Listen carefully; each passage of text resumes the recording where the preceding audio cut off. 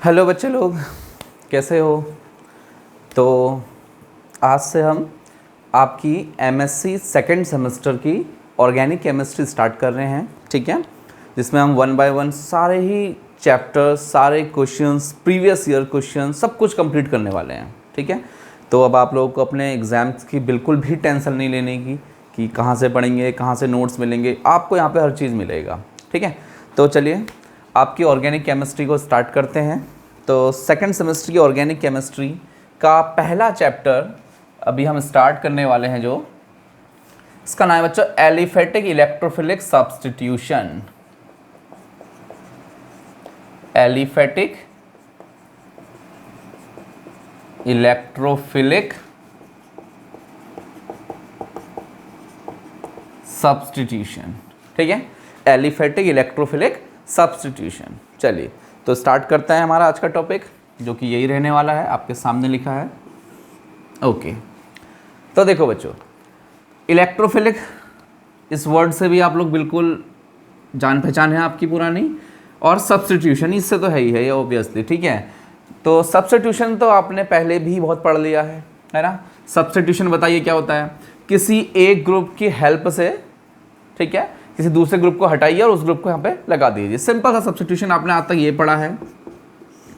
यहाँ पे कोई y नेगेटिव आया, आप नेगेटिव पॉजिटिव छोड़िए, ठीक है। सपोज आपके पास एक RX था, एक क्या है X, क्या है बच्चों यहाँ पर लीविंग ग्रुप। लीविंग ग्रुप जो ग्रुप लीव करेगा, छोड़ेगा और उसके जगह कोई दूसरा वाला ले लेगा, ठीक है। तो क्या हुआ, इसमें सब्स्टिट्यूट हो गया। सिंपल सी बात, इसका शिफ्टिंग इधर और इसको हमने एलिमिनेट करा दिया। तो क्या बन गया प्रोडक्ट आपका y प्लस x, ठीक है। सिंपल वर्ड्स में कहा जाए तो इसी को बच्चों सब्स्टिट्यूशन कहते हैं। देख लीजिए अच्छे तरीके से एक बार, ठीक है। This is substitution. सब्स्टिट्यूशन बेटा जी दो टाइप का होता है, बताइए कैसे कैसे। पहला जो अभी तक हमने पढ़ा है, आपने बहुत पढ़ा है आज तक, वो सब्स्टिट्यूशन होता है न्यूक्लियोफिलिक। यस, न्यूक्लियोफिलिक सब्स्टिट्यूशन, ठीक है। न्यूक्लियोफिलिक सब्स्टिट्यूशन में आप क्या करते थे, एक्चुअली में यहाँ पर हम सब्स्टिट्यूशन तो करवाते थे by the help of any nucleophile. Yes, nucleophile Y negative, ठीक है, कोई इसको NU नेगेटिव मतलब नेगेटिव चार्ज स्पीसीज, ठीक है। आप इसकी हेल्प से इस ग्रुप को सब्स्टिट्यूट करवाते थे और यहाँ हमारा बन जाता था क्या RY और प्लस X नेगेटिव सेपरेट हो जाता था। क्लियर भाई, नेगेटिव लेके आओगे तो ऑब्वियस सी बात है नेगेटिव ही एलिमिनेट होगा। इट इज क्लियर ना। तो ये क्या है, न्यूक्लियोफिलिक सब्स्टिट्यूशन। सब्स्टिट्यूशन है bye the help of nucleophile है। और हमारा आज का जो टॉपिक है, जो हमारा चैप्टर है बच्चों, वो होता है इलेक्ट्रोफिलिक सब्स्टिट्यूशन। इलेक्ट्रोफिलिक सब्स्टिट्यूशन, ठीक है। इलेक्ट्रोफिलिक सब्स्टिट्यूशन में भी सेम सब्स्टिट्यूशन होगा, बट उसमें क्या होगा, substitution bye the help of any electrophile होगा। देखो यहाँ पे न्यूक्लियोफाइल था, वहाँ पे इलेक्ट्रोफाइल है, ये इलेक्ट्रोफाइल है ना, प्लस चार्ज वाला, ठीक हो गया। तो RX को हमें करना है, इस X को एलिमिनेट करना है bye the help of Y positive. तो क्या बन जाएगा आपका RY और प्लस X पॉजिटिव। देखो जो स्पेसेस एंटर करेगी वही एलिमिनेट होगी, इस बात का ध्यान रखना। अगर पॉजिटिवली चार्ज आएगी तो पॉजिटिव चार्ज एलिमिनेट होगा, नेगेटिवली चार्ज आएगी तो नेगेटिव चार्ज एलिमिनेट होगा। क्लियर है? यस, चलो ठीक है। तो बच्चों समझ में आया ना। सब्स्टिट्यूशन टू टाइप्स होता है, एक न्यूक्लियोफिलिक सब्स्टिट्यूशन, एक इलेक्ट्रोफिलिक सब्स्टिट्यूशन। न्यूक्लियोफिलिक आप ऑलरेडी बहुत बार पढ़ चुके हो, इसके टाइप्स पढ़े होंगे आपने। यस, SN1 SN2 याद आ गया ना थोड़ा बहुत, ठीक है। बिल्कुल सेम टू सेम बच्चों, इसको भी हम ऐसे ही बोलते हैं। यहाँ पर भी सब्स्टिट्यूशन है, कैसा है, इलेक्ट्रोफिलिक। तो हम इसे बोलते हैं SE1 SE2, ठीक है। यूनिमोलिकुलर, बाई मोलिकुलर, कुछ इस तरीके से हो जाता है। तो चलिए अब स्टार्ट करते हैं अपने इलेक्ट्रोफिलिक सब्स्टिट्यूशन को। देखिए, तो हम इन दोनों का कंपैरिजन करते हुए चलते हैं, ठीक है। कुछ पॉइंट्स आपको नोट करने होंगे भाई, नोट्स बनाने बहुत जरूरी है बच्चों, कॉपी पेन लेके ही बैठना, क्योंकि एग्जाम में तो आपको नोट्स चाहिए ना। देखिए R, इसमें कोई ग्रुप अटैच्ड है, सपोज X, ठीक है।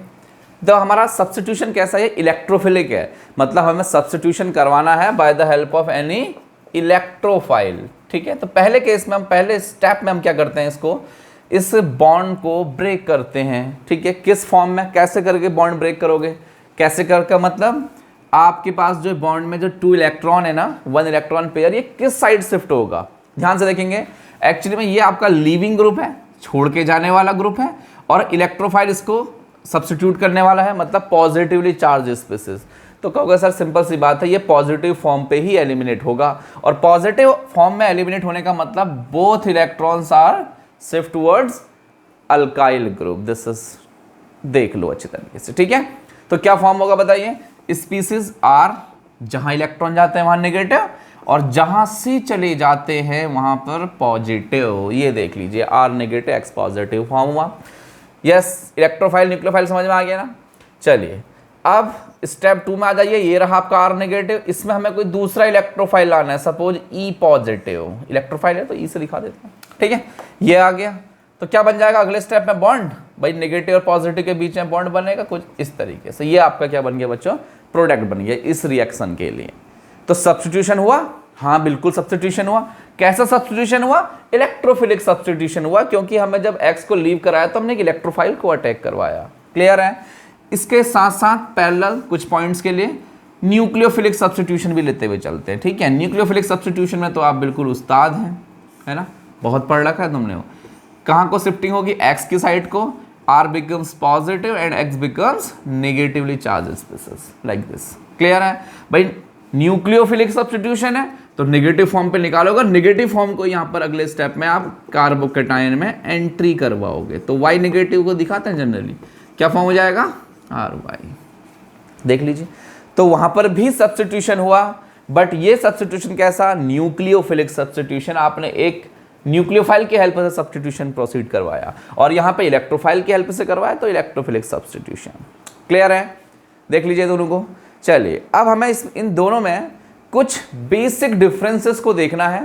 क्या वो बेसिक डिफरेंसेस है, मैं आपको सब बताता हूं 1 बाय 1। देखिए भाई, पहला स्टेप, पहला पॉइंट कह सकते हो, ठीक है।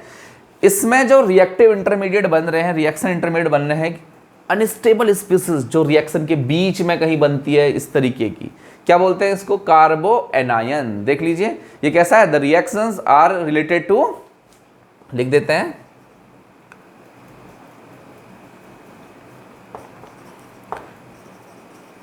दिस रिएक्शन या these reactions are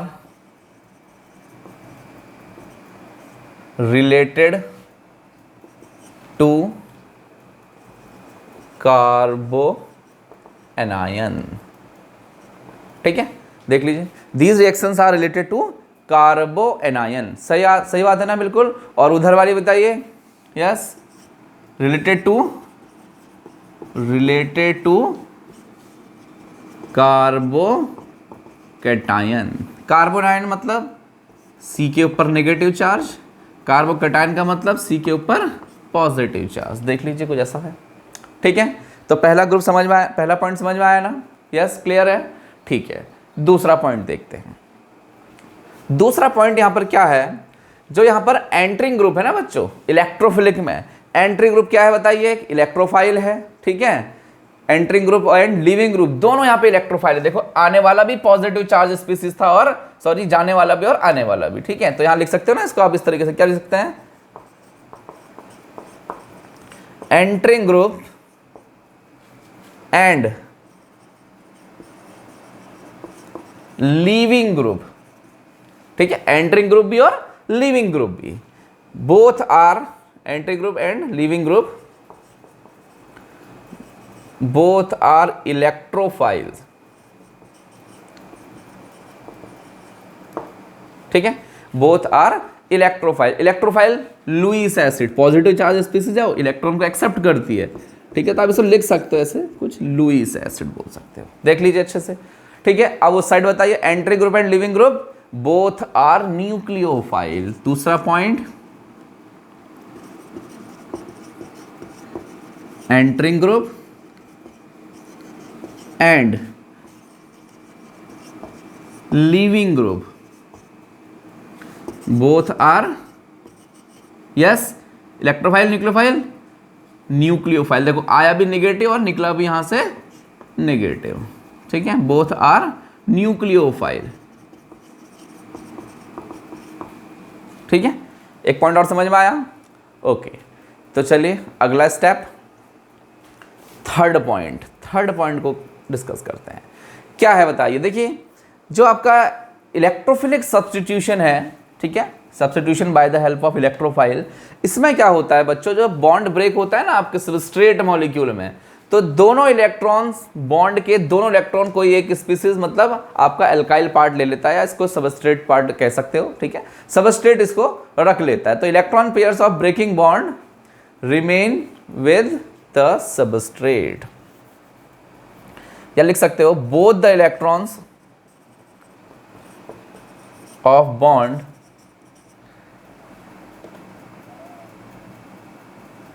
both the electrons of bond, yes, किसके पास गया? शिफ्ट कहां को हुआ? अल्काइल ग्रुप के पास। अल्काइल ग्रुप है ना, ये आपका लीविंग ग्रुप था, मतलब छोड़ के जाने वाला ग्रुप, तो दोनों इलेक्ट्रॉन कहां शिफ्ट हुए? अल्काइल ग्रुप के पास हुए। तो आप क्या कह सकते हो? Both the electrons of the bond shifted towards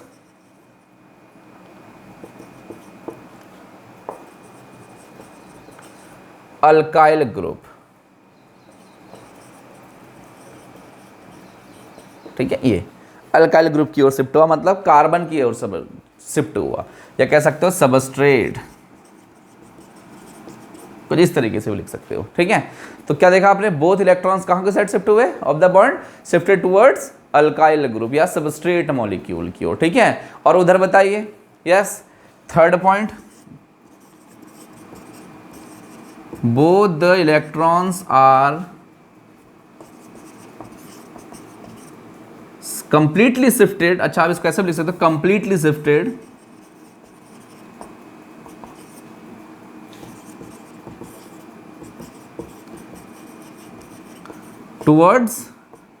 towards leaving group, यहां से लीविंग ग्रुप की ओर शिफ्ट, देखो नेगेटिव फॉर्म पे निकला है, देखो कहां की साइड जा रहा है? एक्स, यहाँ पे लीविंग ग्रुप है ना, तो इलेक्ट्रॉन्स कहां जा रहे हैं? लीविंग ग्रुप की ओर जा रहे हैं, ठीक है। तो समझ में आया ना? चलिए ठीक है, बहुत बढ़िया। इसके बाद बच्चों इसके टाइप्स देखो, बिल्कुल जैसे आपके सब्स्टिट्यूशन न्यूक्लियोफिलिक होता है ना, 2 टाइप्स, एक होता है बच्चों SN1 and second type is SN2। बिल्कुल सेम वे में यहां पर भी होता है, बट ये इलेक्ट्रोफिलिक सब्स्टिट्यूशन है, तो ये भी 2 टाइप्स का होता है, SE1 and second one is SE2 type. देख लीजिए, क्लियर है? तो इन दोनों के ही बच्चों 2-2 टाइप्स यहाँ पे हो जाते हैं। अब ध्यान से सुनिए, हमें इस वाले को तो डिस्कस करना नहीं है, वो तो बस थोड़ा सा मैंने कंपैरिजन करवाना था, जो मैंने करवा दिया है ना। इसको नोट तो आप सब करेंगे खैर, हाँ, इस वाले को अभी डिस्कस नहीं करना, हमें डिटेल डिस्कशन इसका नहीं पढ़ना, हमें तो किसका पढ़ना है? इलेक्ट्रोफिलिक का पढ़ना है, मतलब इस वाले को पढ़ना है। चलिए तो इस वाले की जर्नी स्टार्ट करते हैं, इसको हटा देते हैं, ओके।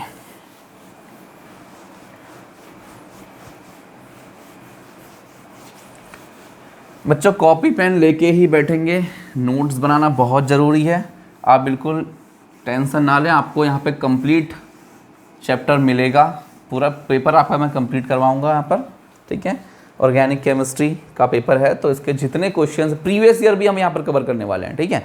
तो आपको बिल्कुल भी ज़रूरत नहीं है बाहर से एक्स्ट्रा टेंशन लेने की, बर्डन लेने की, सिलेबस कहाँ से होगा और नोट्स कहाँ से मिलेंगे, है ना, एग्जाम में क्या लिखेंगे, आपको बिल्कुल टेंशन नहीं लेना है, सब कुछ आपको मिल जाएगा यहाँ पर। चलिए ठीक है, तो अब बच्चों हमारा क्या काम है आज?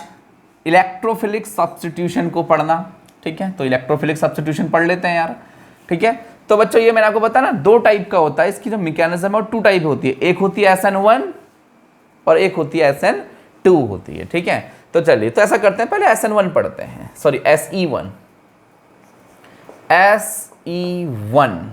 यस, SE1 मैकेनिज्म क्या हुआ? इसका मतलब सब्स्टिट्यूशन, लिख दें, सब्स्टिट्यूशन इलेक्ट्रोफिलिक,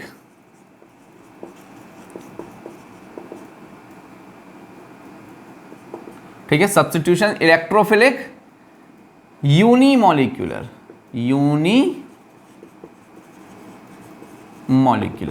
ठीक है। सब्स्टिट्यूशन इलेक्ट्रोफिलिक यूनिमॉलिक्यूलर हमें यहाँ पे पढ़ना है, ठीक है। इसका मतलब होता है, जैसे आपको पता है ना यार, SN1 SN2 substitution nucleophilic bimolecular, substitution nucleophilic unimolecular. तो सेम हमारा सब्स्टिट्यूशन इलेक्ट्रोफिलिक यूनिमोलिकुलर। ये हमारा टॉपिक है आज का।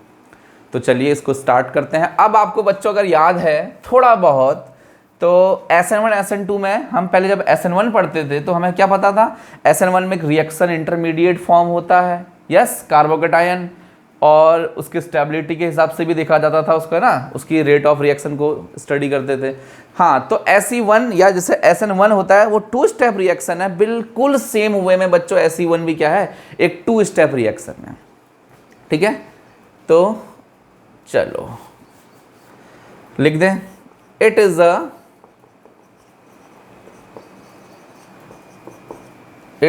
अ 2 स्टेप मैकेनिज्म। ठीक है, ये क्या है, 2 स्टेप की मैकेनिज्म है।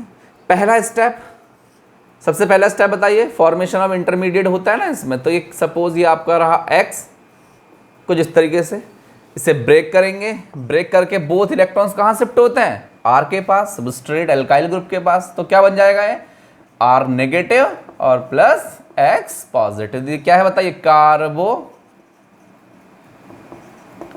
एनायन। यस, कार्बन के ऊपर नेगेटिव चार्ज मीन्स कार्बो एनायन। ये तुम्हें सब पहले से पता है, तुम बहुत होशियार हो, अब तुम MSc के बच्चे हो, है ना, बच्चे हो ही नहीं एक्चुअली में तुम अब। ठीक है, तो RX क्या है, R नेगेटिव और प्लस X पॉजिटिव में ब्रेक होगा। ये स्टेप इसका बच्चों स्लो होता है, और स्लो होता है तो ये RDS होता है। ये बेसिक बातें हैं जो आपको पता होनी चाहिए, नहीं है तो सुन लीजिए। स्लो स्टेप हमेशा RDS मतलब rate determining step. Overall reaction का जो रेट है ना, इसी स्टेप पे डिपेंड करेगा। समझो ना बात को। अरे यार, कोई मल्टीपल स्टेप की रिएक्शन है, मैंने मान लिया, देखो यहाँ ध्यान से देखो सारे बच्चे, यहाँ देखो, सपोज ये है, यहाँ पर ये स्टेप स्लो है, ये बहुत ज़्यादा फास्ट है। ठीक है, ठीक है, अब आपको A से C बनाना है।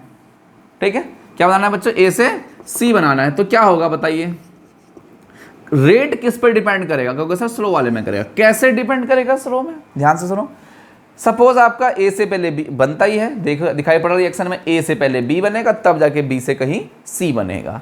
अब आप मुझे एक बात ये बताइए, सपोज B से C बहुत फास्ट हो रहा है, ठीक है, ये रिएक्शन 1 सेकंड में हो जाती है, लेकिन इसको होने में 1 घंटा लगता है। तो जब तक A से B नहीं बन जाता, क्या B से C बन सकता है क्या, यस, कभी नहीं बन सकता। तो ओवरऑल रिएक्शन का रेट तो इस पर डिपेंड हुआ ना सबसे स्लो स्टेप में।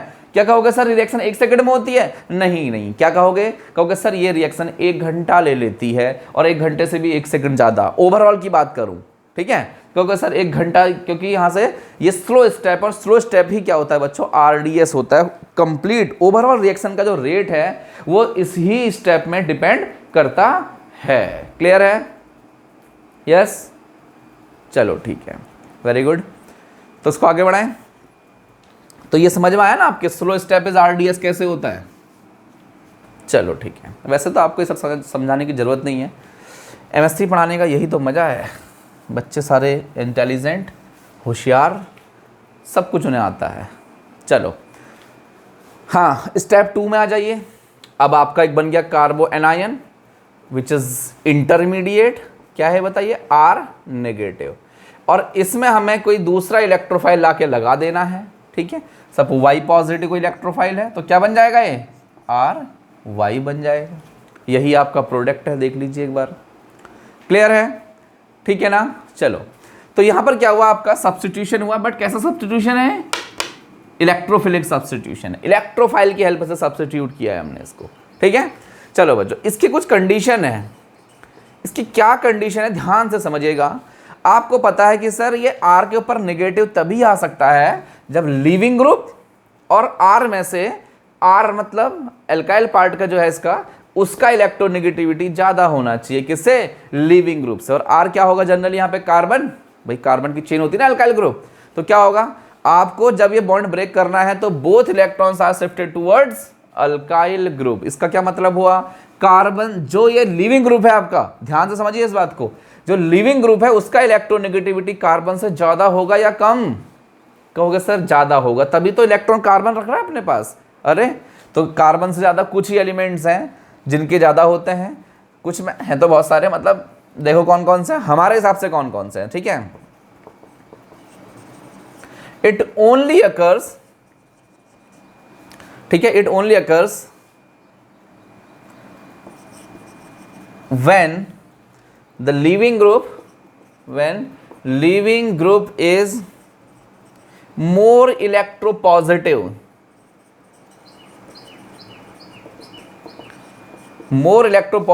than carbon atom. सही बात है क्या? देन कार्बन लिख लो, ये हो गया। ठीक है, it only occurs when leaving group is more electropositive than carbon. सही बात है भाई, जब तक ऐसा ना हो तब तक ये नहीं हो सकता। ठीक है, क्योंकि कार्बन की इलेक्ट्रोनेगेटिविटी ज्यादा होगी तभी तो वो इलेक्ट्रॉन अपने पास रखेगा बॉन्ड के। तो ये कब हो सकता है? ये कब हो सकता है, ध्यान से सुनेंगे। तो ये तभी हो सकता है जब लिविंग ग्रुप बना हो किससे? क्या हो लिविंग ग्रुप? या तो हाइड्रोजन हो, क्योंकि हाइड्रोजन का इलेक्ट्रोनेगेटिविटी कार्बन से कम होता है। ठीक हो गया? या फिर मेटल्स हो। भाई मेटल तो तुम जानते ही हो, मरकरी वर्करी जो भी है। ठीक है, या तो फिर ये वाली कंडीशन हो, या तो मेटल्स ले लेंगे या फिर क्या ले लेंगे हम लोग इसमें? यस, हाइड्रोजन ले लेंगे। इन दो केसेस में हमारे हिसाब से, हमारे लेवल में इन दो केसेस में ही क्या हो सकता है, ये कंडीशन जनरेट हो सकती है। और इसी इन दो केसेस के साथ ही इलेक्ट्रोफिलिक सब्स्टिट्यूशन हो सकता है।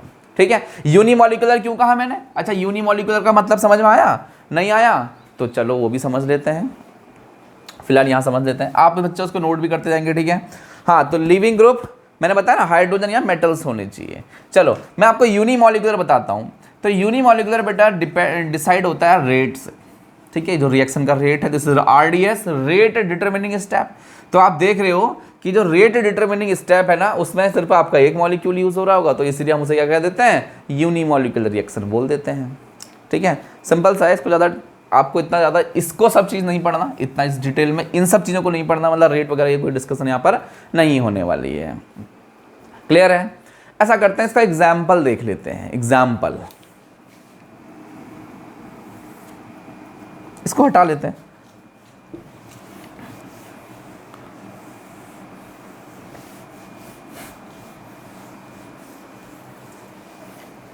चलिए, यस, एग्जाम्पल डिस्कस करते हैं। इसका एग्जाम्पल होता है बच्चों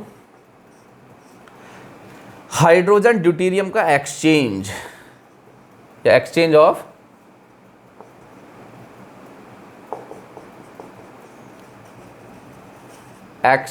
ऑफ हाइड्रोजन ड्यूटेरियम। ठीक है, हाइड्रोजन ड्यूटेरियम समझ रहे हो ना? हाइड्रोजन को किससे एक्सचेंज करना है? ड्यूटेरियम से। ठीक है, ड्यूटेरियम समझते हो ना, आइसोटोप। ओके, चलिए, तो इसके लिए एक सिंपल सी रिएक्शन ले लेते हैं। कोई खाली आपको एग्जाम्पल समझना है। ये अच्छा, एक बात और, ये पेपर में नहीं आएगा, इस बात का ध्यान रखना। सपोज कोई बेस आया, बेस ने इसके प्रोटॉन को ले लिया, भाई पॉजिटिव फॉर्म पे गया, इसको यहाँ शिफ्ट किया, तो क्या बन गया ये? R नेगेटिव और प्लस HB या BH, जो तुम्हारा बनकर वो बनाओ। ठीक है, फिर अगले स्टेप में बताइए, ये रहा आपका R नेगेटिव और प्लस एक ले आया मैं B और D, इसके साथ D बॉन्ड, मतलब ड्यूटेरियम के साथ बॉन्ड है। ठीक है, सिंपल सा एक्सचेंज है, तो क्या बन जाएगा? RD और प्लस B नेगेटिव सेपरेट हो जाएगा। ठीक है, कतई घटिया सी रिएक्शन है, ज़्यादा टेंशन नहीं लेना। ओके, तो ये इसका एग्जाम्पल था, किसका? किसका? सब्स्टिट्यूशन इलेक्ट्रोफिलिक यूनिमॉलिक्यूलर का। ठीक है, चलिए आगे बढ़ते हैं। फिर अब स्टार्ट करते हैं बाईमॉलिक्यूलर, मतलब दो मॉलिक्यूल्स वाला।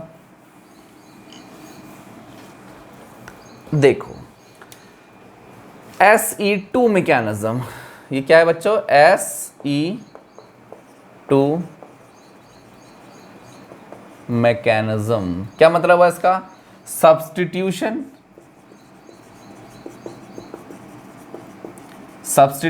Electrophilic bimolecular. यस, बाईमॉलिक्यूलर का मतलब समझ रहे हो? इसका रेट ऑफ रिएक्शन दो स्टेप में, इसका ऑर्डर जब निकालेंगे ना, जब इसका रेट लॉ लिखोगे तो उसमें बच्चों दो कंसंट्रेशन टर्म्स यूज होंगे। ठीक है, इसलिए इसे क्या बोलते हैं? मैकेनिज्म क्या बोलते हैं इसे? Substitution electrophilic बाईमॉलिक्यूलर। क्लियर है? चलो, तो बच्चों ये ज़्यादातर हमें ऑर्गेनो मर्करी कंपाउंड्स होते हैं ना, उस कैटेगरी में दिखाई पड़ती है इस टाइप की रिएक्शंस। तो आप चाहो तो उसको एक पॉइंट बना सकते हो। बच्चों देखो लिखना ज़रूरी है, इस बात का ध्यान रखना, क्योंकि नोट्स चाहिए ना आपको। भाई एग्ज़ाम में कैसे करोगे, तो it mainly studied in organomercury, ठीक है, organomercury, it mainly studied in organomercury compounds, ठीक है, it mainly studies in organomercury compounds, but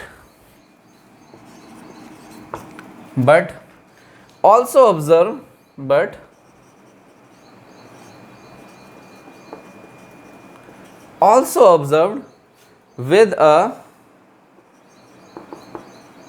yes, किस में, ठीक है, इनके अलावा और किस हो सकता है, with a number of other metals, जरूरी नहीं है मरकरी में ही हो, और भी बहुत सारे हैं, but also observe with a number of other metals, ठीक है, बहुत सारे मेटल्स हैं जिसमें आप SN2 वाली रिएक्शंस को देख लेते हैं। कौन से मेटल हो सकते हैं अदर मेटल, जैसे क्या अदर मेटल्स में, जैसे बच्चों लिथियम हो सकता है, क्रोमियम हो सकता है, Fe हो सकता है, कोबाल्ट हो सकता है, ठीक है, टिन हो सकता है, ये देख लो, बहुत सारी रिएक्शंस ऐसी होती हैं जिसमें आपको इस मैकेनिज्म को देखना पड़ता है, ठीक है। तो कौन सी वाली, बाई मॉलिक्यूलर मैकेनिज्म जो है आपकी, ठीक है। चलो अब इसको हटाते हैं और ध्यान से इसको समझने की कोशिश करते हैं। ये भी बच्चों बहुत ईजी है, इसमें भी ज़्यादा टेंशन नहीं लेने का, ठीक है।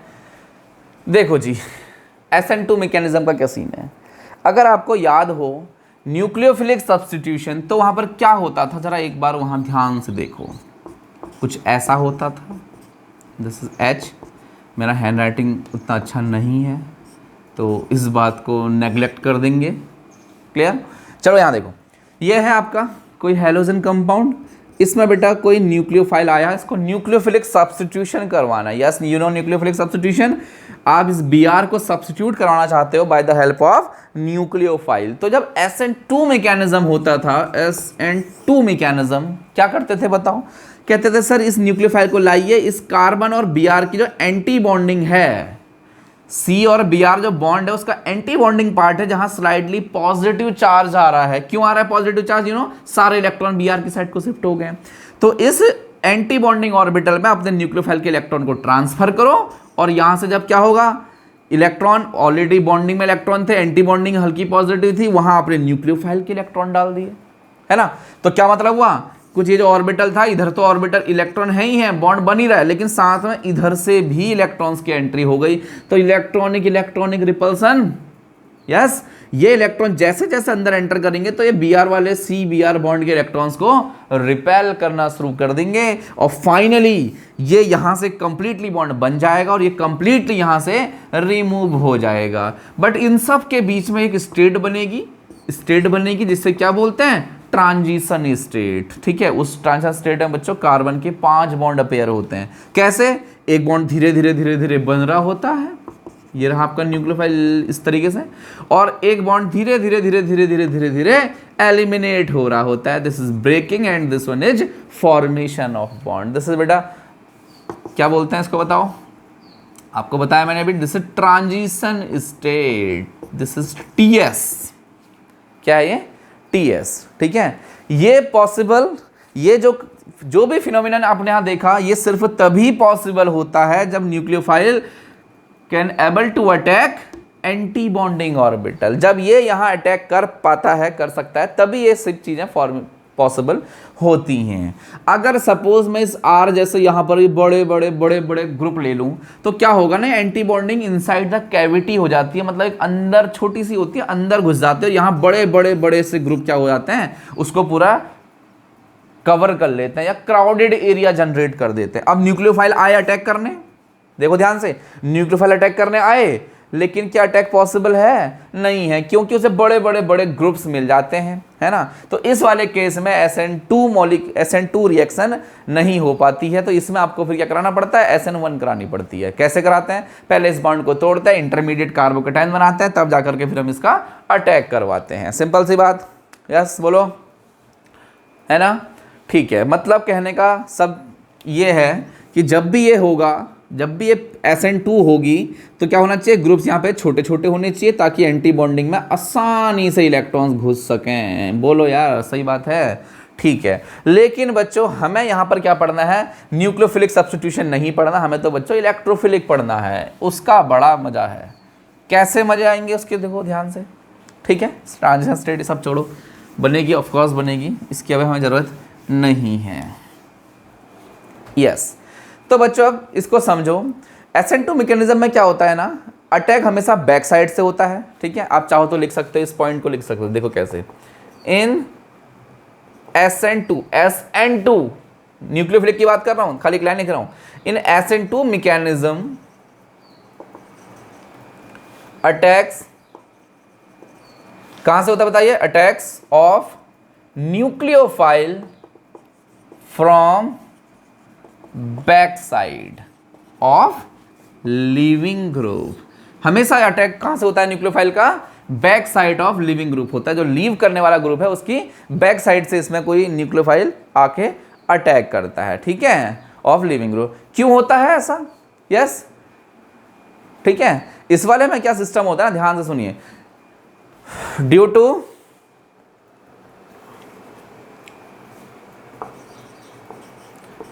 रिपल्सन, ड्यू टू रिपल्सन कह सकते हो, या फिर आप स्टेरिक हिंड्रेंस कह सकते हो।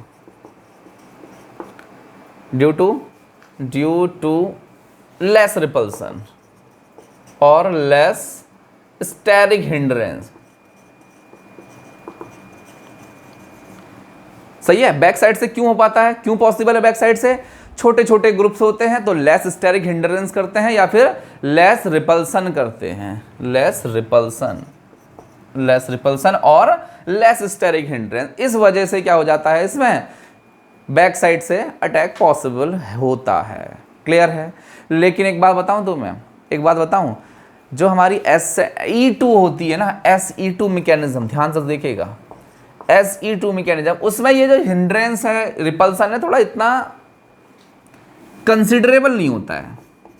क्यों नहीं होता है, समझ रहे हैं इस बात को, ध्यान से सुनो। एक्चुअली में प्रॉब्लम यहां पर कुछ ऐसी थी, ध्यान से देखिएगा।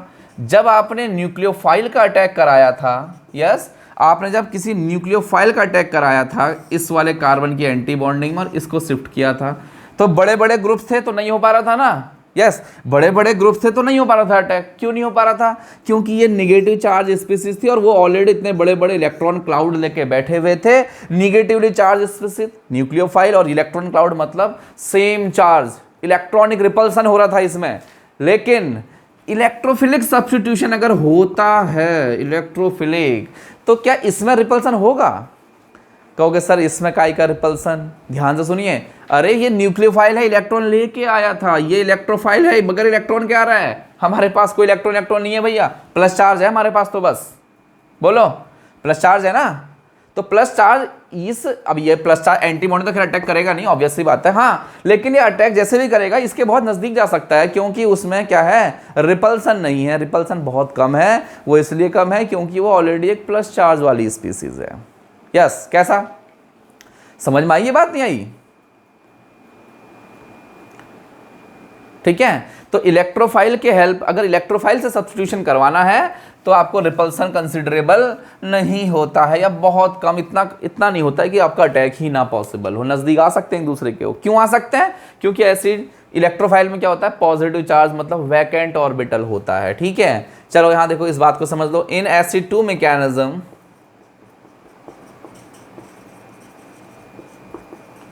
ठीक है, इन SE2 mechanism the attacking species क्या है बताइए? इन SE2 mechanism the attacking species क्या है? Is electrophile. ठीक है, इन SE2 mechanism the attacking species is electrophile. Electrophile का मतलब समझ रहे हो ना, vacant orbital, that's vacant orbital. ठीक है, इसमें कोई इलेक्ट्रॉन नहीं है, नो इलेक्ट्रॉन। ठीक है, causing no repulsion, electrophile causing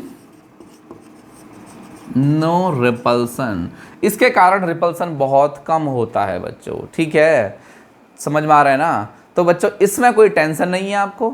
अब रिपल्सन इतना कम है तो ये दोनों साइड से अटैक करता है, ये बैक साइड से भी अटैक कर लेता है और फ्रंट से भी अटैक कर लेता है, क्योंकि इसमें रिपल्सन बहुत कम है, नहीं के बराबर है। ठीक है, लिख दें यहां पर 10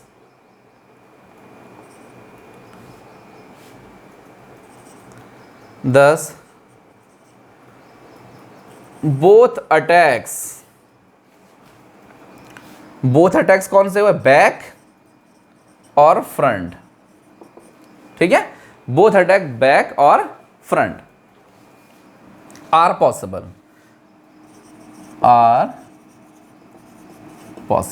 ठीक है, इसमें आपको ज़्यादा टेंशन नहीं लेनी है बच्चों। इसके केस में बोथ साइड से अटैक हो सकता है, पॉसिबल है। कहाँ से, बैक साइड से भी इसमें अटैक हो सकता है और फ्रंट साइड से भी इसमें अटैक पॉसिबल हो जाता है। ठीक है, तो इसके हिसाब से, ठीक है, ये अटैकिंग साइड के हिसाब से ना बच्चों ये SE2 मैकेनिज्म 2 टाइप्स में क्लासीफाई हो जाती है। एक्चुअली मैं 3 टाइप में होती है, बताता हूँ कैसे। पहले आप 2 टाइप को समझिए, क्यों हो रहा है ऐसा, समझ में आया ना। ठीक है, तो इसकी वजह से बच्चों SE2 मैकेनिज्म है, SE2 मैकेनिज्म वो 2 टाइप्स पॉसिबल है। कैसी 2 टाइप्स पॉसिबल है, पहली टाइप SE2, कैसी SE2, फ्रंट। कैसी SE2 है बेटा, फ्रंट SE2 है, मतलब SE2 रिएक्शन हो रहा है मैकेनिज्म, ओके कोई दिक्कत नहीं। लेकिन किस साइड से अटैक हो रहा है, फ्रंट साइड से अटैक हो रहा है, सामने से अटैक हो रहा है। ठीक है, जहां से लिविंग ग्रुप जाएगा वहीं से अटैक होगा। कैसे समझोगे इसको, सपोज ये है देखो Y, ठीक है, या X ले लेते हैं ना, तो पहले आप X ले लीजिए। ठीक है, आप इसमें कोई Y पॉजिटिव लेके आए, भाई इलेक्ट्रोफिलिक सब्स्टिट्यूशन है ना, तो इलेक्ट्रोफाइल मतलब पॉजिटिव वाली चीज लानी पड़ेगी। लेके आए, अटैक होगा, मैंने बताया ना फ्रंट से अटैक होगा, और फ्रंट से जब अटैक होता है तो क्या होता है, जहां से बॉन्ड ब्रेक होता है वहीं से नया बॉन्ड फॉर्म हो जाता है। सिंपल सी बात कुछ इस तरीके से, और यहां पे क्या बन जाएगा, Y और प्लस X पॉजिटिव आपका एलिमिनेट हो जाएगा। सही हो गया, सिंपल सी बात, समझ में आई ना, कोई कष्ट। अच्छा, इसमें रिटेंशन होता है या स्टीरियोकेमिकली अगर मैं बात करूं तो इसमें क्या होता है, रिटेंशन या इन्वर्जन, बताइए। रिटेंशन का मतलब होता है रिटेन रहना, जैसी स्टीरियो यहां पर थी वैसी स्टीरियो यहां, जिस साइड से बॉन्ड निकला उसी साइड से बॉन्ड चिपक गया आकर के। यस, बस ग्रुप ही तो चेंज हुए हैं, बाकी स्टीरियो केमिस्ट्री इसकी कोई चेंज नहीं हुई है, जो ग्रुप जैसा था वैसे का वैसे ही एक दूसरे के रिस्पेक्ट में। ठीक है, तो क्या हो जाएगा बताइए, बताइए। यस, रिटेंशन या इन्वर्जन, कहोगे सर इस वाले केस में रिटेंशन होगा। रिटेंशन, रिटेंशन समझ रहे हो ना, रिटेन रहना, जैसा था वैसे का वैसा ही रहेगा। अब आता है, ये तो आपका SE2 फ्रंट था। अब सेकंड आता है बच्चों SE2 बैक। SE2 बैक कैसा होगा, SE2 बैक बताइए। SE2 बैक का मतलब है सब्स्टिट्यूशन होना है पॉसिबल, वो आपको मैंने बता दिया।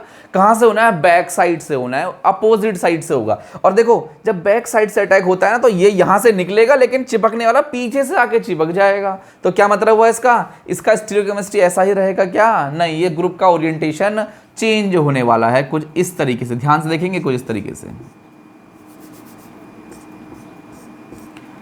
यहां पर आपका X है, ठीक है, लेकिन आने वाला जो इलेक्ट्रोफाइल है कहां से है, वो बैक साइड से अटैक करने आ रहा है। सॉरी, इसको ऐसे दिखाइए ही मत, ठीक है, सिंपल सिंपल ऐसे दिखा। तो क्या बन जाएगा बताइए, कुछ इस तरीके से बनेगा, बट आने वाला जो है ऑपोजिट साइड से आया कुछ इस तरीके से। तो क्या है यहाँ पर, रिटेंशन और इन्वर्जन। देखो X जो है आपका राइट साइड से निकल रहा है, लेकिन आने वाला ग्रुप, एंटरिंग ग्रुप इलेक्ट्रोफाइल कहां से आ रहा, वो लेफ्ट साइड से अटैच हो गया आकर के। ठीक है, कुछ इस तरीके से सब्स्टिट्यूशन हुआ। तो यहां पर क्या हुआ, बैक। तो बैक वाले में क्या होता है बच्चों, हमेशा इन्वर्जन, इन्वर्ट हो जाता है मॉलिक्यूल, उल्टा हो जाता है, जैसे इन्वर्जन। ये देख लीजिए, this is inversion and this one is retention. कैसा, समझ में आया। तो ये आपका 2 टाइप की मैकेनिज्म होती है। इसके अलावा भी एक टाइप की मैकेनिज्म होती है, ध्यान से सुनेंगे इसको, ये नोट कर लिया ना, इसको नोट करते रहे बच्चों। ठीक है, इसके अलावा भी बच्चों एक टाइप की और मैकेनिज्म होती है, जो इसको थर्ड टाइप की मैकेनिज्म है, सब्स्टिट्यूशन बाई मॉलिक्यूलर में ही, उसे बोलते हैं इंटरनल। क्या बोलते हैं, सब्स्टिट्यूशन इलेक्ट्रोफिलिक इंटरनल, मतलब SEI मैकेनिज्म। अच्छा, ये क्या नया लफड़ा है, इसको भी नोट करना भाई, SEI mechanism.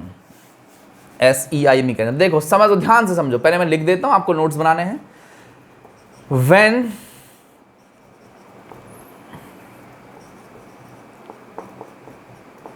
when the electrophile attacks from, कहां से होगी बताइए, फ्रॉम फ्रंट से होगी। इलेक्ट्रोफाइल अटैक्स फ्रॉम फ्रंट, ठीक है, and a part of electrophile,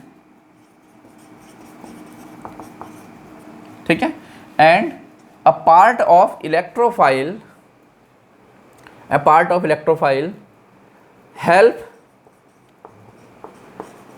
किसमें हेल्प करता है, in the removal of leaving group, in the help in the removal of leaving group, ठीक है, at the same time, leaving group at the same time.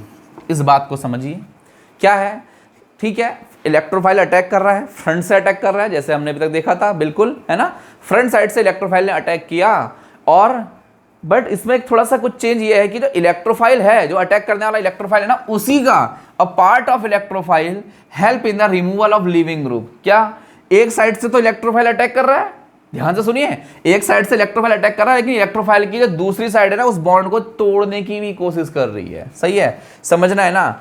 देखो कैसे, अच्छा यहां देखो, ठीक है, this type of mechanism, this type of mechanism is called SEI। आई मतलब इंटरनल, ठीक है, सब्स्टिट्यूशन इलेक्ट्रोफिलिक इंटरनल मैकेनिज्म। समझ में आया ना। तो इसे क्या बोलते हैं बच्चों, this type of mechanism is SEI mechanism is called, कह सकते हो ऐसा, ठीक हो गया, समझ में आया। इसको समझना है, ध्यान से देखेंगे कैसे। ये रहा आपका कोई सपोज सबस्ट्रेट मॉलिक्यूल, ठीक है, ये रिएक्टेंट है आपका, इसमें आपको क्या करना है, एक इलेक्ट्रोफाइल अटैच करवाना है, suppose Y, but Y already किसी से अटैच्ड है Z, मतलब कंप्लीट मॉलिक्यूल है वो, ठीक है। अब इस वाले केस में क्या होता है, ध्यान से सुनो, देखो भाई Y की कोशिश तो है इस X को सब्स्टिट्यूट करना, मतलब X को हटाना है, और Y यहाँ पे अटैक हो जाएगा, कुछ इस तरीके से कार्बन से Y से अब अटैचमेंट होने वाला है।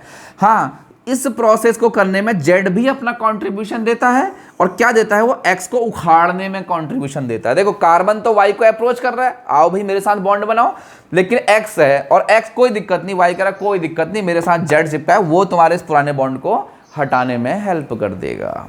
समझ में आई बात, नहीं आई? यस। तो क्या बन जाएगा फाइनली, क्या बन जाएगा, देखो, अच्छा भाई इस मॉलिक्यूल को इसके फ्रंट में आना पड़ेगा ना, तो बॉन्ड भी फ्रंट से बनेगा और निकलेगा भी फ्रंट से, क्योंकि ऐसा नहीं कि आप बैक साइड से अटैक करके कहीं निकालो, ठीक है। तो कुछ इस तरीके का प्रोडक्ट बनेगा, ये और Y, और प्लस Z किसको ले जाएगा, X को ले जाएगा। यस, समझ में आया।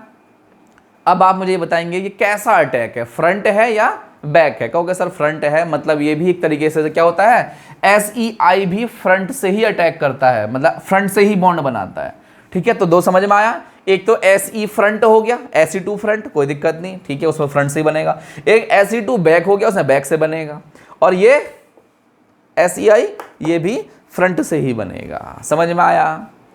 इसको हटाए, नोट कर लिया होगा, ठीक है, नोट्स करते रहें, नोट्स बनाते रहें, नोट्स बनाने बहुत ज़रूरी हैं, फिर बाद में एग्ज़ाम टाइम पे बच्चों को याद आती है, फिर कहते हैं अच्छा भाई ऐसा है जेरॉक्स करा दो अगर तुम्हारे पास हैं तो। अरे जब तुम्हें पढ़ने को मिल रहा है तो क्या दिक्कत है, नोट्स बनाओ भाई, MSc है ना, ज़्यादा से ज़्यादा नॉलेज गेन करो। ये मत सोचो कि मैं बाद में कर लूँगा, बाद में कुछ नहीं आता बेटा, बाद में कभी कुछ नहीं आएगा, जो है अभी है। अभी आप जितनी नॉलेज गेन कर सकते हो, जैसे MSc मास्टर ऑफ साइंस हो यार आप, ठीक है। अगर इसका रिजल्ट, इसके 4 सेम की डिग्री आपके हाथ में, रिजल्ट आपके हाथ में, तो आप मान के चलो कि आप इस सब्जेक्ट के एक्सपर्ट हो, आपको इसमें A to Z चीज़ आनी चाहिए, है ना। तो इसलिए आपको हर चीज़ समझनी चाहिए बच्चों। चलो देखो, तो आपने क्या देखा, 3 टाइप की हो सकती है। एक तो था SE2 फ्रंट, SE2 फ्रंट में क्या हुआ था, रिटेंशन इन्वर्जन। कहोगे सर रिटेंशन हुआ था नहीं हुआ था रिटेंशन? अरे भाई जहां से टूट के गया वहीं से आगे चिपक गया था, बोलो, ठीक हो गया।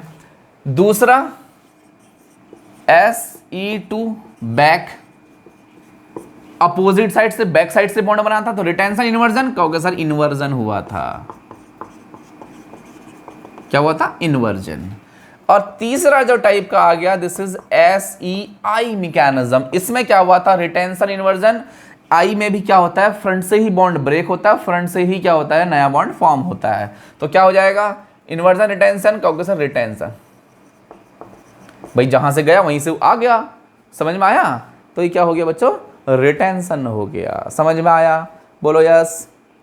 ओके, तो अच्छा मैं आपको एक बार और बता देता हूं, जितने भी यहां पे मैंने अभी मैकेनिज्म बता रखे हैं आपको, SE2 में बात कर रहा हूं, ठीक है, ऑल 3 मैकेनिज्म्स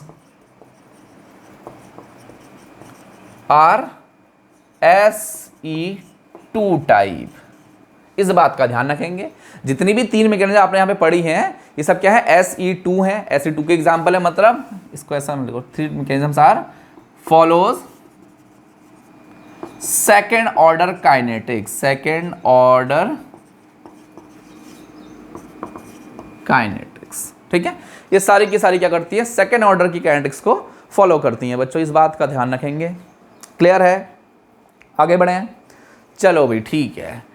अब मैं आपको एक काम की चीज़ और बता देता हूँ। वो काम की चीज़ ये है कि बच्चों, अगर आपको रिएक्शन के मैकेनिज्म को डिस्कस करना है, आपको देखना है कि रिएक्शन क्या हुई है, SE2 फ्रंट है या SE2 बैक। ध्यान से सुनेंगे, SE2 फ्रंट है या SE2 बैक, तो आप डिस्टिंग्विश कर सकते हो। कुछ नहीं करना, आपको उसके प्रोडक्ट को एनालाइज करना है, देखना है सेम स्टीरियो का है, मतलब रिटेंशन हुआ है, तो कहोगे सर SE2 फ्रंट। अगर देखोगे कि इन्वर्जन हुआ है, मॉलिक्यूल उल्टा हो गया है, ठीक है, मॉलिक्यूल उल्टा हो गया है, उलट गया है, तो उसमें क्या कहोगे sir SE2 back.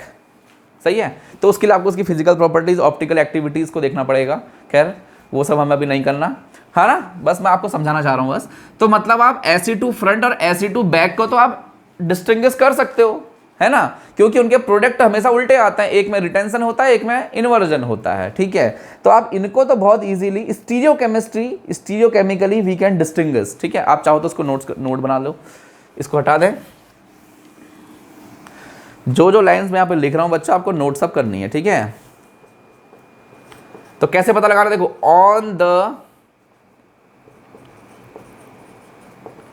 On the basis of stereochemistry,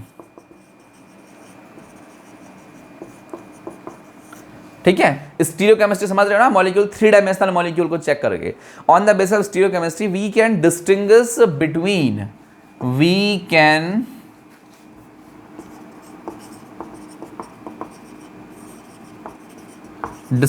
between क्या, किस किस को डिस्टिंग्विश कर सकते हो आप इसको, SE2 front, SE2 front and SE2 back. लो जी, आप इन दोनों को तो यहां से डिस्कस कर सकते हो, मतलब आइडेंटिफाई कर सकते हो, पता कर सकते हो कि भाई कौन सा हो रहा है, SE2 फ्रंट हो रहा है या SE2 बैक हो रहा है, ठीक है। लेकिन अगर मैं बात करूं फ्रंट SE2 और SEI, क्या आप स्टीरियोकेमिस्ट्री की हेल्प से इन दोनों को डिस्टिंग्विश कर सकते हो क्या, बोलो। SE2 फ्रंट या SEI नहीं कर सकते। क्यों नहीं कर सकते, ध्यान से सुनो। वो एक्चुअली मैम इसलिए नहीं कर सकते क्योंकि उन दोनों के जो प्रोडक्ट है उनकी स्टीरियोकेमिस्ट्री सेम है। SE2 फ्रंट में क्या बनता है, क्या होता है, रिटेंशन, और SEI में क्या होता है, रिटेंशन होता है, ठीक है। जब दोनों के प्रोडक्ट स्टीरियोकेमिकली सेम हो जाते हैं तो आप उसको डिस्टिंग्विश नहीं कर सकते। और मेथड है, इससे डिस्टिंग्विश नहीं कर सकते, स्टीरियोकेमिकली डिस्टिंग्विश नहीं कर सकते। मॉलिक्यूल की ज्योमेट्री, मॉलिक्यूल का ओरिएंटेशन, ग्रुप्स का, है ना, इनको देख के आप इसको डिस्टिंग्विश नहीं कर पाओगे, ठीक है। तो आप चाहो तो इसे लोड कर लो, क्या हो जाएगा, but we can't distinguish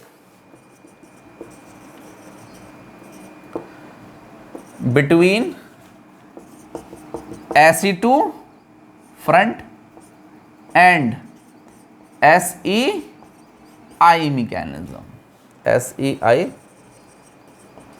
mechanism, ठीक है। इन दोनों को आप डिस्टिंग्विश नहीं कर पाओगे इसकी हेल्प से। कैसा, समझ में आई ये बात, नहीं आई, ठीक है ना। तो बच्चों ये आपका था एलिफैटिक इलेक्ट्रोफिलिक सब्स्टिट्यूशन का बाईमॉलिक्यूलर वाला पार्ट, ठीक है। यूनिमॉलिक्यूलर में देखा, उसमें ज़्यादा टेंशन नहीं लेना, है ना। और ये क्या है, आपका बाईमॉलिक्यूलर वाला पार्ट है। चलो इसको हटाते हैं और कुछ इसके अफेक्टिंग फैक्टर्स देखते हैं जो इनकी रिएक्टिविटी को थोड़ा सा चेंज करते हैं, या कह सकते हो जिनमें इनकी रिएक्टिविटी डिपेंड करती है।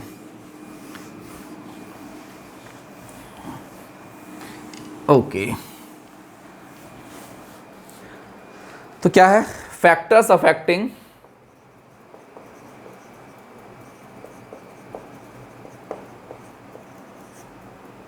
ठीक है, factors affecting the rate of SE reactions. क्या मतलब हुआ? सब्स्टिट्यूशन इलेक्ट्रोफिलिक रिएक्शंस के रेट को अफेक्ट करने वाले आपको फैक्टर्स देखने हैं। सही है, ठीक है ना। चलो भाई, कैसे देखते हैं, ध्यान से समझिए इसको। ठीक है, चलो स्टार्ट करते हैं। पहला फैक्टर, पहला अफेक्टिंग फैक्टर क्या? सबस्ट्रेट, या कह सकते हो इफेक्ट ऑफ सबस्ट्रेट। पहले वाले को देखो, इफेक्ट ऑफ सबस्ट्रेट। सबस्ट्रेट का क्या इफेक्ट है इसमें देखो, ठीक है, इफेक्ट ऑफ सबस्ट्रेट देखते हैं। Effect of substrate, substrate molecule जहां पे रिएक्शन हो रही है, सपोज मैं उसको ऐसे ले लेता हूं, ध्यान से देखेंगे, RCH और यहाँ पे कोई X ग्रुप है, इसी को तो लीव कराना है हमें, ठीक है, दिस लीविंग ग्रुप। और ये जो C है इसमें सपोज कोई ग्रुप अटैच्ड है, दिस इज G ग्रुप। क्या है? G group. समझिए, ध्यान से समझिए, ठीक है। अब ये G ग्रुप जो है टू टाइप्स हो सकता है, या तो ये हो सकता है इलेक्ट्रॉन विड्रॉइंग ग्रुप, इलेक्ट्रॉन खींचने वाला ग्रुप, ठीक है, या फिर ये हो सकता है इलेक्ट्रॉन डोनेटिंग ग्रुप, इलेक्ट्रॉन को डोनेट, धक्का मारने वाला ग्रुप, ठीक है। ये दो यहाँ पे पॉसिबिलिटी इसमें बन जाती हैं। अब एक्चुअली में ध्यान से देखा जाए तो आपको पता है, अगर आपको इलेक्ट्रोफिलिक सब्स्टिट्यूशन करवाना है तो इस बॉन्ड को कार्बन की ओर ब्रेक करना पड़ेगा, मतलब इस X को पॉजिटिव बना के बाहर निकालना पड़ेगा। सही बात है ना, ये तो करना है हमें, ठीक है। और तब आपका क्या बनेगा यहाँ पे, RCH नेगेटिव और प्लस X क्या बन जाएगा यहाँ पर, पॉजिटिव। ये यहाँ पर कुछ होने वाला है और इसके साथ कोई ग्रुप अटैच्ड है G। अब ये जो फिनोमिनन आपने यहाँ पे देखा, जो भी कुछ हो रहा है, ये EG कब हो सकता है? कहोगे सर अगर इस G को मैं इलेक्ट्रॉन विड्रॉइंग ग्रुप कर लूं, मतलब ये इलेक्ट्रॉन खींचना शुरू कर दे, कहां से खींचेगा? कार्बन से खींचेगा। और कार्बन कहां से खींचेगा? X से इलेक्ट्रॉन को खींच लेगा और X को पॉजिटिव फॉर्म में निकलना आसान हो जाएगा। क्या समझ में आया? इलेक्ट्रॉन विड्रॉइंग ग्रुप अगर अटैच होगा, कार्बन से इलेक्ट्रॉन्स विड्रॉ करेगा और कार्बन C और X के बीच के बॉन्ड को अपनी ओर खींचेगा, मतलब X का पॉजिटिव फॉर्म में यहां से निकलना थोड़ा आसान हो जाएगा। सिंपल सी बात है ना। तो क्या बन जाएगा? ये किसका इफेक्ट है? Electron withdrawing group. तो क्या होगा? रेट ऑफ रिएक्शन बढ़ जाएगा, घट जाएगा, रिएक्शन इजी हो जाएगी, फास्टर हो जाएगी। समझिए इस बात को, है ना। ऐसे ही तो कुछ होगा। तो क्या लिख सकते हो बताइए इसको। तो EWG जब आते हैं, EWG जब आते हैं तो रेट ऑफ रिएक्शन क्या हो जाएगा? इंक्रीज हो जाएगा। देखो इसका एरो का मतलब है बढ़ जाएगा, ठीक है। रेट ऑफ रिएक्शन इंक्रीज हो जाएगा। इसका जस्ट अपोजिट, अगर इसमें इलेक्ट्रॉन डोनेटिंग ग्रुप आ जाता है, इलेक्ट्रॉन डोनेटिंग मतलब कार्बन इससे तो इलेक्ट्रॉन नहीं खींच रहा है क्योंकि उसको इधर से इलेक्ट्रॉन डेंसिटी मिल रही है, ठीक है। तो क्या होगा? तो ब्रेकिंग ऑफ बॉन्ड इजी होगा या स्लो हो जाएगा? कहोगे sir rate of reaction slow हो जाएगा। तो क्या होगा? अगर इलेक्ट्रॉन डोनेटिंग ग्रुप इसमें आ जाएगा तो रिएक्शन का जो रेट है, rate of reaction, yes, rate of reaction decrease हो जाएगी, मतलब उसका रेट डाउन आ जाएगा, इस रिएक्शन स्लो हो जाएगी। समझ में आया या नहीं आया? क्लियर है? तो आप इसको ऐसे ही जैसा लिखा है आप इसको ऐसे ही नोट कर सकते हो, अपने वर्ड्स में भी आप वहाँ पे लिख सकते हो। क्या लिखोगे? If electron withdrawing group is attach to carbon, तो क्या होगा? रेट ऑफ रिएक्शन इंक्रीज और अदरवाइज डिक्रीज। समझ में आया ना? सिंपल इसको ऐसे नोट कर लेंगे, कोई ज़्यादा टेंशन नहीं है इसकी, एग्जाम में आपकी जैसे मर्जी वैसे करो। तो ये बच्चों इफेक्ट ऑफ सबस्ट्रेट था। क्या था? Effect of substrate. अब अगर मैं बात करूं, सेकंड पॉइंट में आ जाते हैं, अगर मैं बात करूं इसके स्ट्रक्चर की, स्ट्रक्चर मतलब जो आपका रिएक्टेंट है वो कैसा है, बड़े साइज का है, छोटे साइज का है, ठीक है। तो वो फैक्टर जाएगा फॉर SE2 मैकेनिज्म। SE2 भी कैसा? फ्रंट। SE2F लिख देता हूं इसको, ठीक है, F का मतलब क्या हो गया यहाँ पर? फ्रंट, ठीक है। फॉर SE2 फ्रंट, सॉरी ऐसा करते हैं पहले बैक के लिए पढ़ते हैं, फॉर SE2 बैक पहले पढ़ते हैं, इसको समझिए, ये आसान है थोड़ा, ठीक है। देखो बच्चों क्या है, आपको बैक, आपको इतना तो समझ में आ गया, बैक का मतलब है कि बैक साइड से अटैक हो रहा है ना। और बैक साइड से अटैक होना मतलब बैक साइड से ग्रुप को आने में कोई दिक्कत नहीं हो रही होगी, आके चिपक जा रहा होगा, यही तो हो रहा होगा भाई। बैक साइड से अटैक होने का क्या मतलब हुआ, क्योंकि सर ऐसी कुछ कंडीशंस थी, बैक साइड से अटैक होना मतलब ये यहाँ साइड से आ रहा है और ये यहाँ से निकल जा रहा है, ठीक है, ये यहाँ से अटैक कर रहा है और ये यहाँ से लीव कर रहा है, तो कुछ ऐसा प्रोडक्ट आपका बन जाता है लाइक दिस, और प्लस x पॉजिटिव अलग हो जाएगा, यहाँ से y पॉजिटिव आएगा, है ना। तो ये पॉसिबिलिटी कब है, जब इसको यहाँ से आने की जगह मिलेगी, सिंपल सी बात। हाँ वो बात अलग है कि इसमें रिपल्सन जरूर कम है, क्योंकि ये पॉजिटिव चार्ज स्पीसीज है, ये आपको मैंने पहले बता दिया, ठीक है, लेकिन फिर भी जगह तो होनी चाहिए ना, स्पेस तो होना चाहिए ना उसके लिए, ठीक है। और वैसे भी तो इसमें मैकेनिज्म कैसी होती है, SE2 में क्या होता है, ये कंप्लीटली डिटैच नहीं होता है कि ये अटैच होना शुरू हो जाता है ना। तो क्या होगा, तो इसको होने के लिए क्या होना चाहिए, यस, इस फिनोमिनन को होने के लिए क्या होना चाहिए, आपके जो कार्बन में जो ग्रुप्स अटैच्ड हैं उनका साइज छोटा होना चाहिए, लाइक बिल्कुल SN2 मैकेनिज्म की तरह, ठीक है। तो सबसे जल्दी ये रिएक्शन SE2 बैक सबसे जल्दी किस में होगी, सबसे जल्दी क्या होगा सर, Me में होगी। Me सबसे छोटा ग्रुप हुआ, ठीक है, नहीं समझ में आ रहा तो अभी बता देता हूँ, सबसे फास्ट इसमें होगी, फिर ET जानते हो, इथाइल ग्रुप, फिर प्रोपाइल ग्रुप, आइसोप्रोपाइल ग्रुप, फिर ब्यूटाइल ग्रुप, मतलब टर्शरी ब्यूटाइल ग्रुप। चलो बहुत है, इतना ही समझ लो, ठीक है। तो ये टर्शरी ब्यूटाइल ग्रुप हो जाएंगे। टर्शरी ब्यूटाइल का शॉर्ट फॉर्म इसको ऐसे लिखते हैं TBU, ऐसे इसका ग्रुप है, ठीक है। इसका आइसो प्रोपाइल मतलब PR। स्ट्रक्चर देखना है तो स्ट्रक्चर देख लो, H Me ग्रुप यही तो, यहाँ से X लगा होगा, कितना ईजी है, छोटे छोटे चुन्नू मुन्नू से हाइड्रोजन है, ईजिली आएगा, अटैक हो जाएगा, कोई दिक्कत नहीं है, ठीक है। इसमें थोड़ा सा इससे ज़्यादा दिक्कत है किस में आएंगी, ET में एक CH3 ग्रुप होगा, एक बड़ा ग्रुप आया, चलो कोई दिक्कत नहीं। प्रोपाइल में CH3 CH2 CH2X, थोड़ा उसमें और बड़ा ग्रुप आ गया, लंबा चौड़ा ग्रुप आ गया। आइसोप्रोपाइल में, यस आइसोप्रोपाइल जानते हो, CH3HX, दिस आइसोप्रोपाइल ग्रुप, इसमें थोड़ा सा ये 2 डिग्री टाइप का हो गया एक तरीके से देखा जाए तो, है ना। और इसके भी सबसे घटिया tertiary butyl, yes this is tertiary butyl group, बेटा जी देख लो, this is tertiary butyl group, ठीक है, ये आपका टर्शरी ब्यूटाइल है। तो ये बात समझ में आया, इनके रेट को आप डिस्कस कर सकते हो ना। SE2 की बात चल रही है, SE2 बैक की बात कर रहा हूँ, SE2 बैक मतलब बैक साइड से अटैक होना है, लिविंग ग्रुप के बैक साइड से अटैक होना है, तो एक ग्रुप क्या होने चाहिए, छोटे छोटे स्मॉलर साइज से होने चाहिए, और ये उसका आपका ट्रैक आपके सामने रखा हुआ है, क्लियर, यस। तो ये SE2 की बात थी, इसको हटा देते हैं, इसको आप यहाँ से चाहो तो लिख सकते हो, देखो ये तो आपने नोट कर ही लिया होगा, यहाँ से लेफ्ट टू राइट मूव करते हैं तो क्या होता है, rate of SE2 back mechanism क्या होता है, बढ़ जाता है, समझ में आया, पक्का। चलो आगे बढ़ते हैं, इसको हटाऊं, इसको हटा देता हूं। तो दूसरा फैक्टर समझ लिया आपने, तीसरा फैक्टर देखते हैं, वो रिलेट करता है बच्चों पोलैरिटी से, ठीक है, या सॉल्वेंट का इफेक्ट हुआ ना, पोलैरिटी किसका हुआ, तीसरा इफेक्ट हुआ solvent effect, solvent effect. Solvent का क्या इफेक्ट पड़ता है इसमें, ठीक है, चलो भाई सॉल्वेंट का इफेक्ट देख लेते हैं। भाई सॉल्वेंट का सिंपल सी बात है, मोर पोलर सॉल्वेंट होगा तो मॉलिक्यूल को जल्दी ब्रेक कर देता है, आपने सब कुछ पढ़ा है ना यार, आप तो अब MSc के हो, क्यों टेंशन ले रहे हो।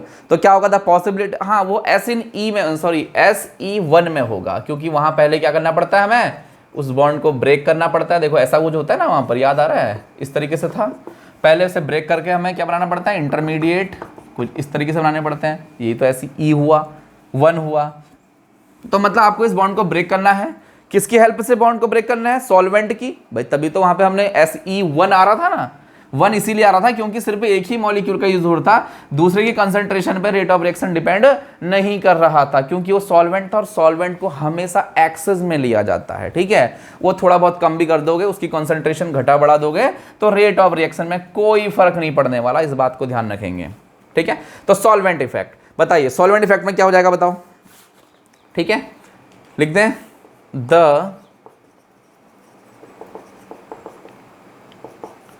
possibility of SE1 mechanism. हम सिर्फ SE1 की ही बात करेंगे क्योंकि सॉल्वेंट का इफेक्ट इसी में ही पड़ता है, ठीक है। Mechanism increases, the possibility of SE1 mechanism increases with increase of क्या, polarity of solvent, increase of polarity of solvent. Simple सी बात, सॉल्वेंट की पोलैरिटी ज़्यादा होगी, वो बॉन्ड को जल्दी और इजीली ब्रेक कर लेगा, है। SE क्या होगा, वो रिएक्टेंट के लीविंग ग्रुप और R ग्रुप को बहुत इजीली ब्रेक कर देगा और उससे क्या होगा, आपकी रिएक्शन की पॉसिबिलिटी, SE1 मैकेनिज्म की पॉसिबिलिटी क्या हो जाती है बच्चों, बढ़ जाती है, ठीक है। एज कंपेयर टू, ऐसा लिख लो, कंपेयर टू SE2 और दूसरा कौन सी थी वो, SEI मैकेनिज्म। इनके कंपैरिजन SE2 और SEI मैकेनिज्म के कंपैरिजन SE1 की प्रोबेबिलिटी थोड़ा बढ़ जाती है, इसकी पॉसिबिलिटी होने की थोड़ा सा ज़्यादा हो जाती है। समझ में आया, ये क्यों हुआ, this is due to solvent effect, ठीक है। अगर आपने सॉल्वेंट की पोलैरिटी ज़्यादा लेनी है, ज़्यादा पोलर, मोर पोलर सॉल्वेंट लेना है, जल्दी ब्रेक कर देगा, ठीक है। इस बात को आप लोग समझ तो गए होंगे आई होप, क्योंकि आप तो भाई BSc में आपने सब चीज़ें पढ़ी हैं ऑलरेडी, ठीक है। चलिए, तो तीसरा पॉइंट था। अब आ जाता है बच्चों चौथा पॉइंट। एक आता है चौथा point, effect of leaving group. This is effect of Lg। बताओ तो जरा, लीविंग ग्रुप का क्या इफेक्ट पड़ सकता है बच्चों, इसमें बताइए, खुद सोचो। यस, लीविंग ग्रुप का क्या इफेक्ट पड़ेगा, अगर लीविंग ग्रुप बहुत इजीली लीव कर लेगा, ठीक है। अगर लीविंग ग्रुप बहुत इजीली कब लीव कर सकता है, ऐसा लिख सकते हो ना, इफ C and Lg, ये जो है आपका C and Lg, इसके बीच का जो बॉन्ड है, C और Lg के बीच का जो बॉन्ड है वो मोर पोलर होगा, ठीक है। तो क्या होगा, if C bond Lg bond is more polar, जितना ज़्यादा पोलर होगा, जितना ज़्यादा पोलर होगा मतलब समझ रहे हो ना, उतना इजीली टूट जाएगा। सही बात है क्या, और हमें करना ही क्या है इस रिएक्शन मैकेनिज्म में, सब में हमें यही बॉन्ड तो तोड़ना है जिसमें जल्दी टूट जाएगा। ध्यान से सुनो, जिसमें ये बॉन्ड जल्दी टूट जाएगा वो रिएक्शन उतना जल्दी दे देगा, उतना फास्ट हो जाएगी, उतनी स्पीड के साथ हो जाएगी। तो क्या लिख सकता हूं मैं इसको, if CLG bond is more polar, the easier is the more polar, then easier is the SE substitution electrophilic, ठीक है। ये लिख सकते हो, इलेक्ट्रोफिलिक सब्स्टिट्यूशन बहुत इजी हो जाएगा, ठीक है। या लिख सकते हो देन ईजियर इज द, सारे के सारे SE2 भी हो सकता है इजी, और SE1 भी होगा इजी, और तीसरा क्या था, एंड SEI भी हो जाएगा इजी, ठीक है। तो क्या कब होगा, जैसे जितना ज़्यादा कार्बन और लिविंग ग्रुप का बॉन्ड पोलर होगा उतना इजी उसको अलग करना हो जाएगा, उतना इजीली वो रिएक्शन पॉसिबल हो जाएगी। या वो रिएक्शन पॉसिबल चाहे SE2 मैकेनिज्म के साथ हो, चाहे SE1 के साथ हो, और चाहे वो SEI के साथ हो। समझ में आया, बोलो, क्लियर है ना। अच्छा, इसमें एक बात और समझ लो, अगर इस वाले केस में भी, नोट कर लो खाली, इसी काम की बात है, इस वाले केस में भी अगर आपका कार्बन वाला लीविंग ग्रुप होता है, कौन सा होता है, लीविंग ग्रुप किसका बना होता है, लिविंग ग्रुप में जो आइटम है कौन सा है, कार्बन है, तो ये SE1 को फेवर करता है, मतलब उसको ज़्यादा करता है। और अगर लिविंग ग्रुप किसका हो, मेटल का हो, तो ये SE2 एंड SEI को फेवर करता है। इस बात को भी नोट कर लो यार, क्या पता कभी पूछ ले, हालांकि पूछता नहीं है, बिल्कुल कभी नहीं पूछा आज तक उसने, है ना, लेकिन आ गई है तो नोट करने में क्या जा रहा है, जब इतने नोट्स बना ही रहे हैं। समझ में आया। तो बच्चों ये आपका पहला टॉपिक था, पहला चैप्टर था, इवन कह सकते हो कि आपका फर्स्ट चैप्टर कंप्लीट हो गया है। उसमें सिर्फ इंट्रोडक्शन था, इतना ही कुछ था, और यहाँ से एग्जाम में ज़्यादातर चीज़ें नहीं पूछी जाती हैं, बट ऐसा नहीं कि कभी नहीं पूछेगा, हो सकता है पूछ ले, हो सकता है वो पूछ ले Ac2 और ACI में क्या डिफरेंस होता है ना, तो क्वेश्चन आ सकता है, उसका ऐसा कोई ज़रूरत नहीं है, हो सकता है कभी पहले आया भी हो, है ना। तो ये हमारा पहला टॉपिक था, पहला चैप्टर था, इवन कह सकते हो कि पहला चैप्टर ही खत्म हो गया, छोटा सा था, कोई दिक्कत नहीं। अब नेक्स्ट क्लास में मिलते हैं इसके और आगे के चैप्टर, सारी रिएक्शन, सारी नेम रिएक्शन, सारी मैकेनिज्म और जितना भी इसमें कुछ है प्रीवियस ईयर, आपको यहाँ पे हर चीज़ कंप्लीट करवाऊंगा मैं, आप लोग बिल्कुल टेंशन ना लें, ठीक है। तो आप लोग बस अपनी पढ़ाई में ध्यान दें बच्चे लोग। चलो थैंक यू, इस क्लास को यहीं ओवर करते हैं और नेक्स्ट लेक्चर में मिलते हैं।